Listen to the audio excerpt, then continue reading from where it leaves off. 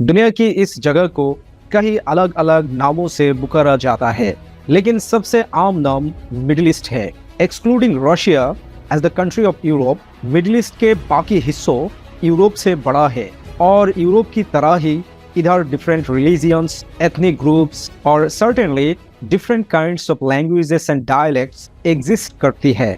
लेकिन middle east और Europe के बीच डिफरेंस ये है कि यूरोप एक स्टेबल जोन है, दूसरी ओर मिडिल ईस्ट इनक्रेडिबली वोलेटाइल और वायलेंट है, और ये सिर्फ और सिर्फ बॉर्डर प्रॉब्लम की वजह से है। इस प्रॉब्लम को समझने के लिए हमें इस टर्म को 3 पार्ट्स में डिवाइड करना होगा, जैसे कि रिलीजियस बॉर्डर्स, लिंग्विस्टिक्स बॉर्डर्स और national borders. First of all, religious borders. Lebanon, Syria, Iraq, Yemen जैसे कंट्रीज को सुन्नी मुस्लिम्स और शिया मुस्लिम्स के तौर पर डिवाइड किया गया है, जबकि सऊदी अरबिया और ईरान भी शिया मुस्लिम्स और सुन्नी मुस्लिम्स के आधार पर डिवाइड हुआ है। Secondly, linguistic map. इस रीजियन में different kinds of Arabic dialects है, जैसे कि इराकी, लेवेंटाइन, मेसोपोटामियन और नजीदी, जो कई देशों में फैले हुए हैं। इराक, सीरिया और जॉर्डन बेसिकली डायलेक्ट्स मोज़ेक्स है और इसीलिए इन कंट्रीज बिल्कुल भी स्थिर नहीं है। दूसरी ओर इजिप्ट, मोरक्को और अल्जीरिया भी अरबिक लैंग्वेज पर आधारित देश है, लेकिन इन देशों में अदर कंट्रीज की तरह डायलेक्ट्स डिवर्सिटी नहीं है। इसी वजह से ये तीनों देश मिडिल ईस्ट के अदर कंट्रीज की तुलना में अधिक स्थिर है। सो अब ये क्लियर है कि middle east neat and clean border line पर आधारित नहीं है। लेकिन क्यों?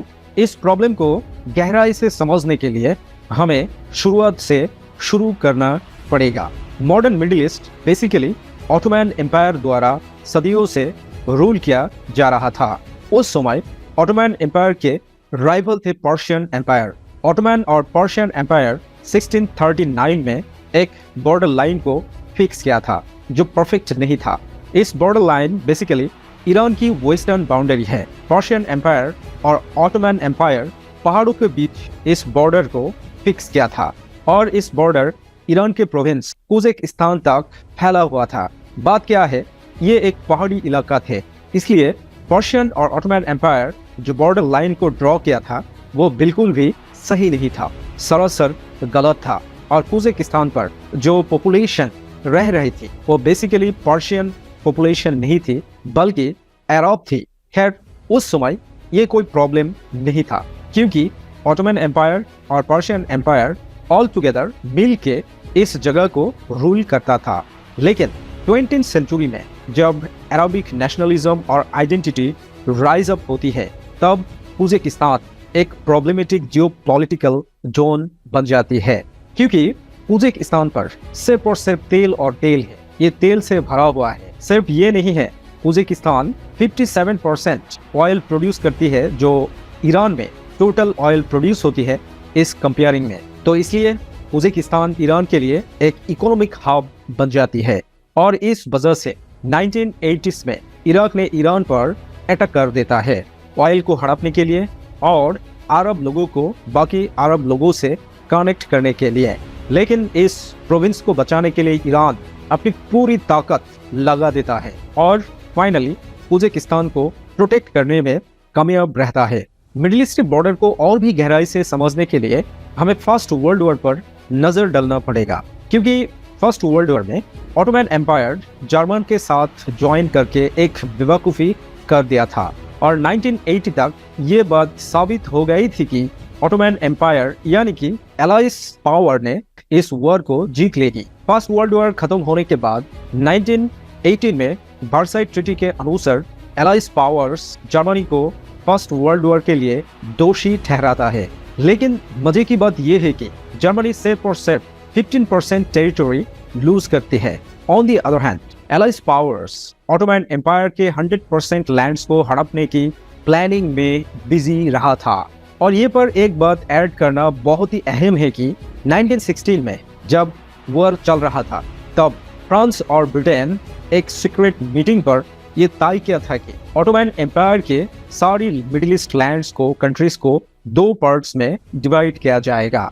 एक पार्ट ब्रिटेन लेगा और दूसरा पार्ट फ्रांस लेगा। तो क्या तगड़ा प्लानिंग थी। तो इस समय यानी कि 1918 में इस्तांबुल के बारे में एक डिसीजन ले गए थे और डिसीजन ये थी कि इस्तांबुल को एक इंटरनेशनल गवर्नमेंट द्वारा रूल किया जाएगा। ट्रीटी की कंडीशंस जब सामने आने लगती है तब टर्की के लिए प्रॉब्लम खड़ी हो जाती है। उस समय की टर्किश गवर्नमेंट उन सभी एजेंट्स की सिटीजनशिप बैन कर देती है जिन एजेंट्सों ने वर्साई ट्रीटी में साइन किया था, और फिर टर्की आज़ादी को प्रिजर्व करने के लिए एलाइज पावर के खिलाफ 3 साल ब्लडी वॉर लड़ता है। टर्की अपने देश से एलाइज पावर जैसे कि ग्रेट ब्रिटेन और फ्रांस को किक आउट करने में कामयाब रहता है। लेकिन होता क्या है, मिडिल ईस्ट में जो ऑटोमन एम्पायर के कंट्रीज और लैंड्स थे, इन सभी लैंड्स ब्रिटेन और फ्रांस के हाथों में चला जाता है।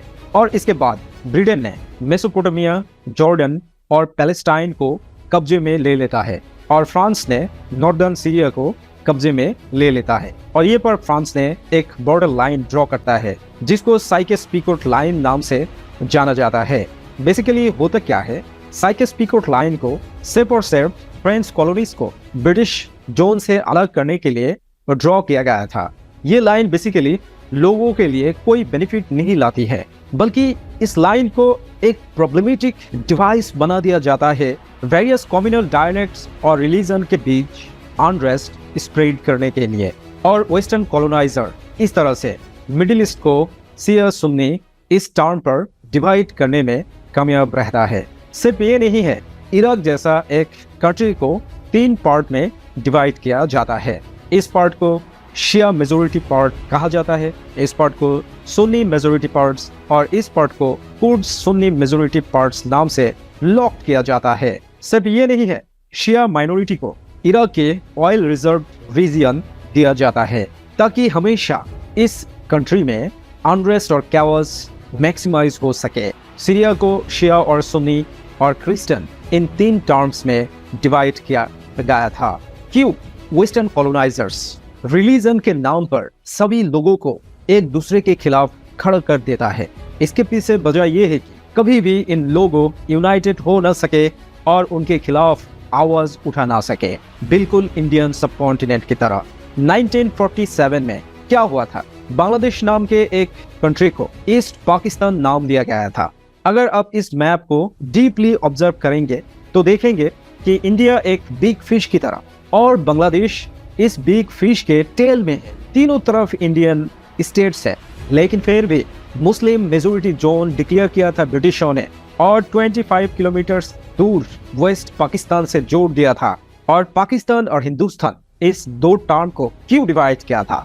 ताकि ये पर हमेशा अनरेस्ट और कैओस मैक्सिमाइज हो सके। अब मॉडर्न इंडियंस को और पाकिस्तानीज को ये बात अंडरस्टूड करना पड़ेगा कि हमारे बीच जो कैओस है, ये कैओस प्लानिंगली क्रिएट किया गया था। इसे लात मार के हटाना पड़ेगा ताकि Indian subcontinent super powerful region बन सके। इसके बारे में आपकी राय क्या है, कमेंट में जरूर बताना। अगर वीडियो को अच्छा लगा तो काइंडली एक लाइक शेयर देना और चैनल को सब्सक्राइब करें। Thank you very much.